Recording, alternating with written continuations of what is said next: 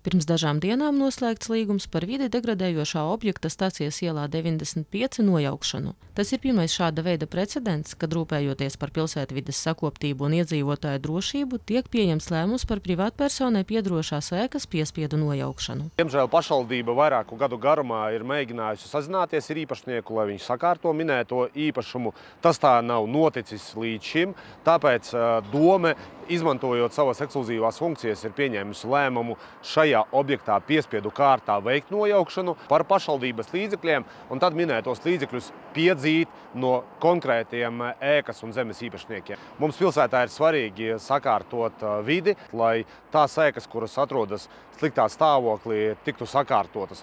Un nākotnē šeit būs tiešām ļoti inčīga un superīga sakārtota vide. Šis objekts, bijusī šūšanas fabrika, ir privāti īpašums, kas jau vairāk nekā 10 gadus ir pamests, degradē apkārtējo vidi un kļuvis par bezpajumtnieku pulcēšanās vietu, kur regulāri izceļas ugunsgrēki. Pašvaldība vairāk kārt centās uzrunāt īpašniekus, lai atrisinātu šo problēmu, taču tas nav izdevies, tāpēc tika pieņemts lēmums par ēkas piespiedu nojaukšanu. Darbus paredzēts veikt jau šajā vasaras sezonā. Kopumā Daugavpils pilsētplānošanas un būvniecības departamenta uzskaitē šobrīd ir 142 grausti. Daži no tiem ir iekonservēti, dažus atjauno, attiecībā uz vairākiem ierosinātas administratīvās lietas. Vidi degradējošām ēkām un teritorijām tiek piemērota paaugstināta nekustamā īpašuma nodokļa likme, kā arī pašvaldības speciālisti pastāvīgi veic šādu objektu uzraudzību un strādā ar to īpašniekiem, lai atrisinātu problēmu. Sižetu sagatavoja Daugavpils Valsts pilsētas pašvaldības sabiedrisko attiecību nodaļa.